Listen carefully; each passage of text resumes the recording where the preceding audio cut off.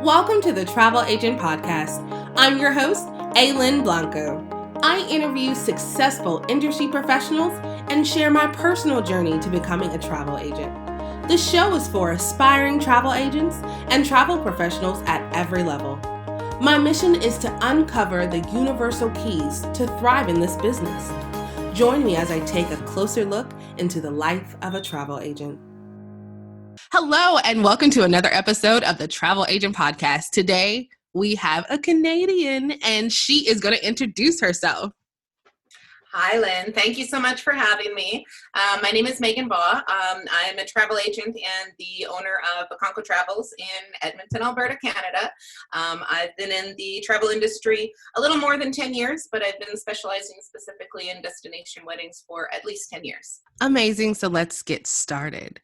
How did you become a travel agent? Good question, Lynn. Probably the same way most travel agents became travel agents. I did start as a home-based travel agent many, many years ago.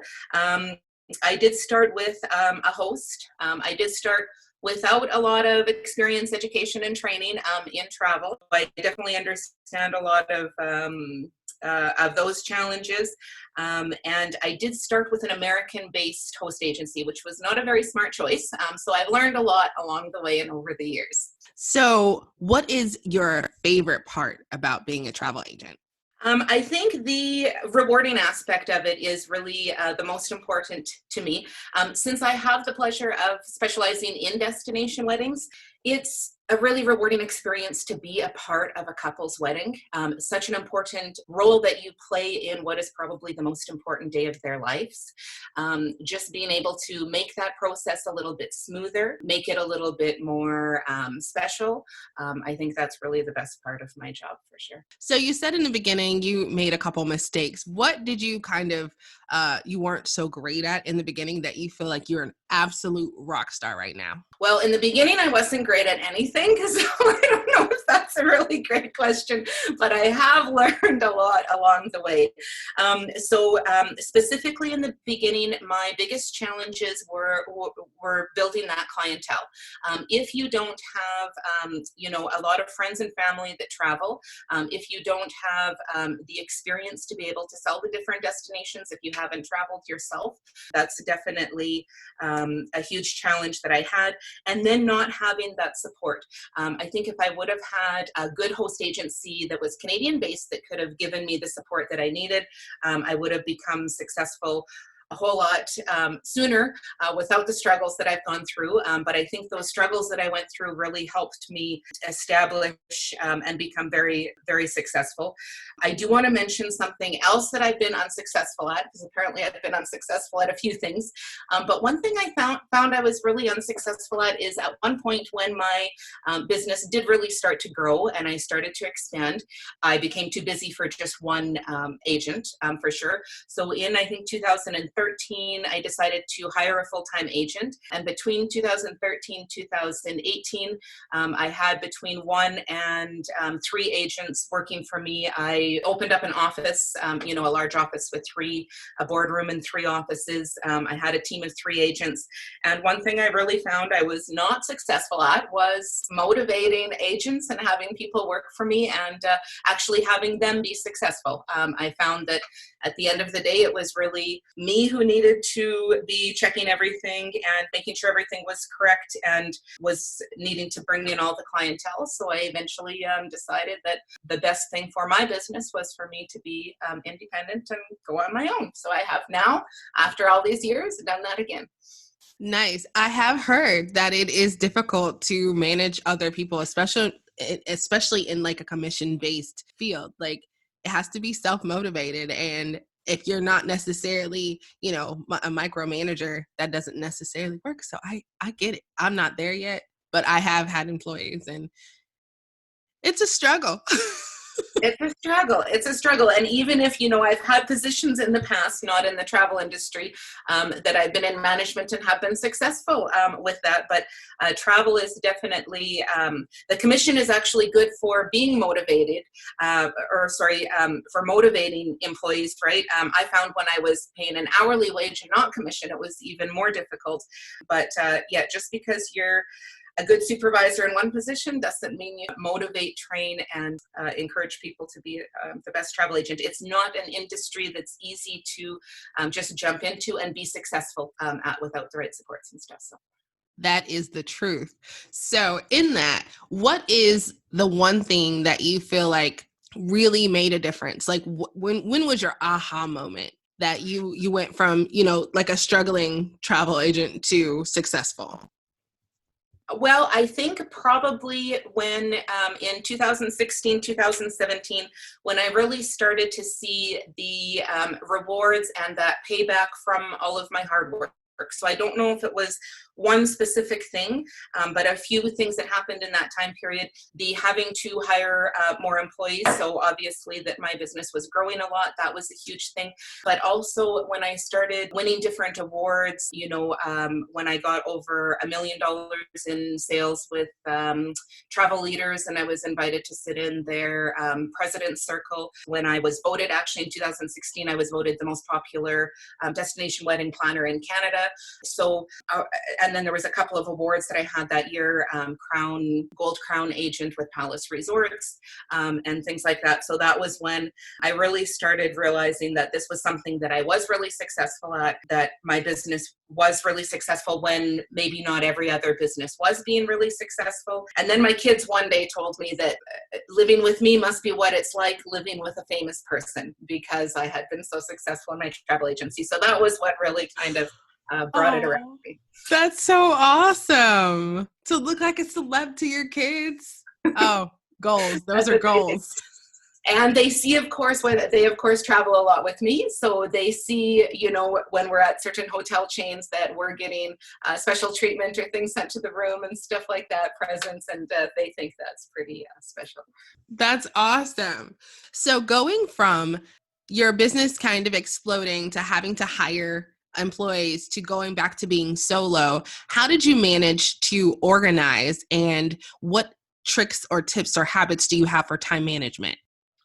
That is a really good question, Lynn, because I would not have been able to make that change if I didn't have some really, really good time management techniques, especially considering that my sales did not go down at all when I went from a team of 3 until to me being by myself. So a couple of things that are really important is 100% a good CRM. So specifically, there's a few good ones out there. I'm not making any money off of this, but I work with Vacation CRM, and I found that specifically for my business, they've helped me a lot. One of the reasons for that is that they offer API, where clients can basically just fill out a form, and that will create a profile for them and create their reservation in the CRM. When you're dealing with large groups, it's really, really important to really streamline that process.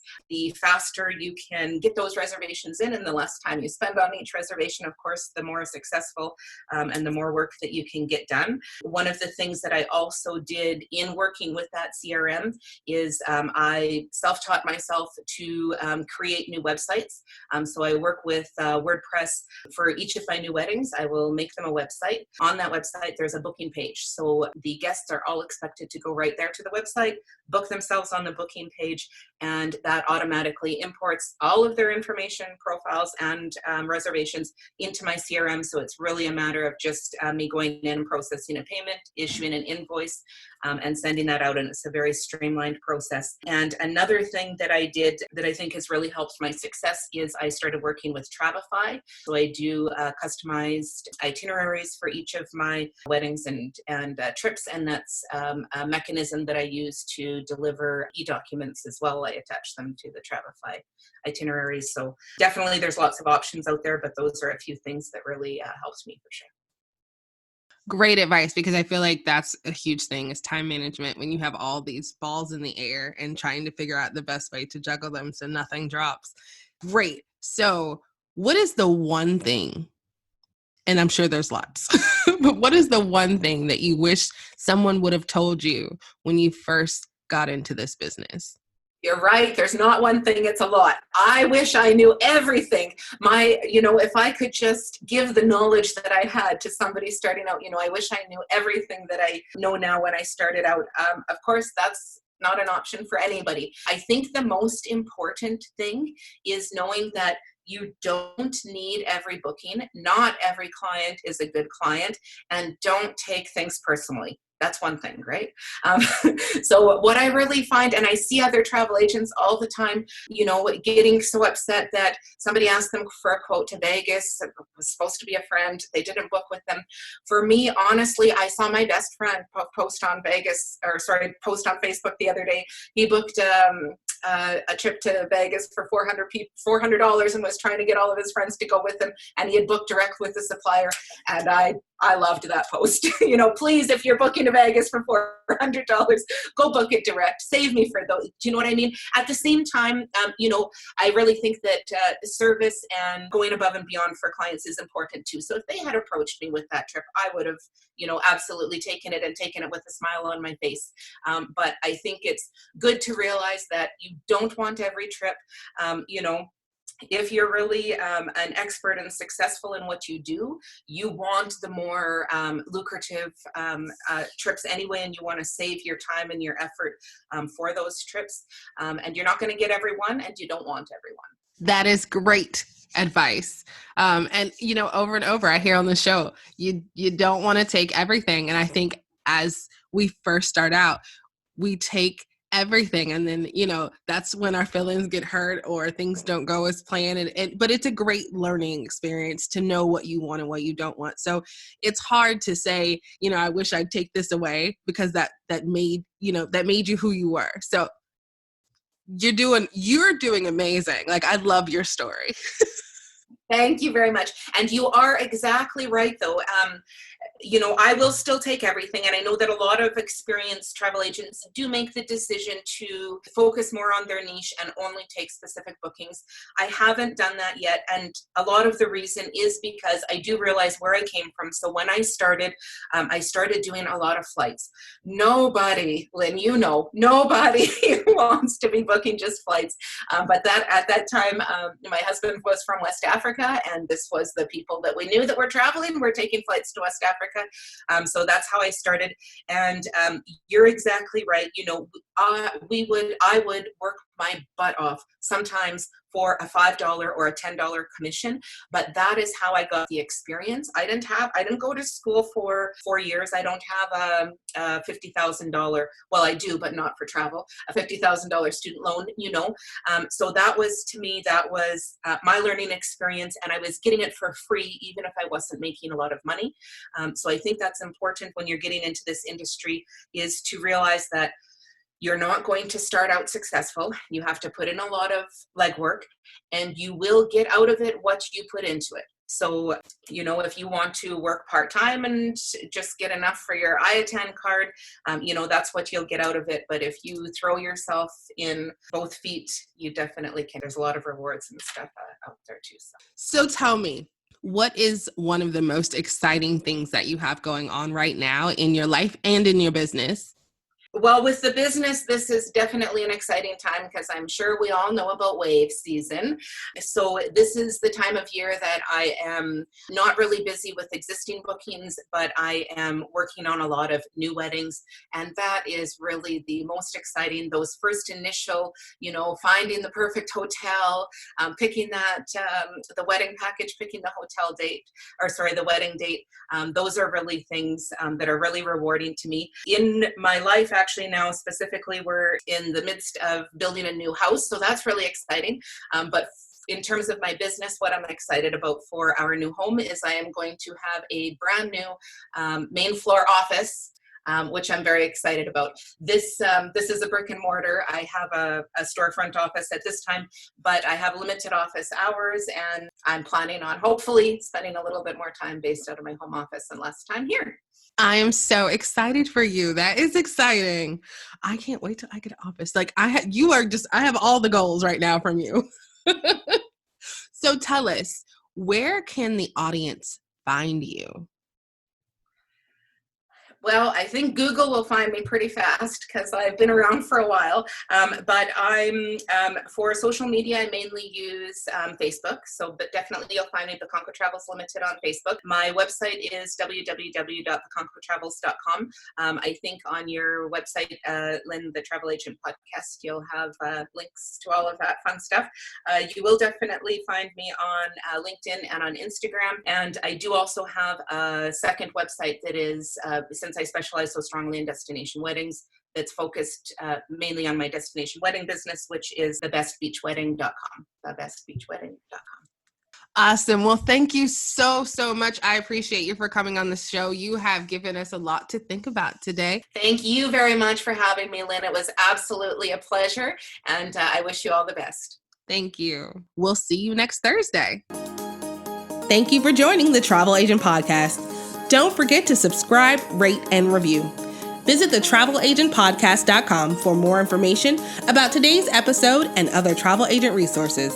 Be sure to tune in every Thursday for new episodes. Until next time, continue to build a travel business you love.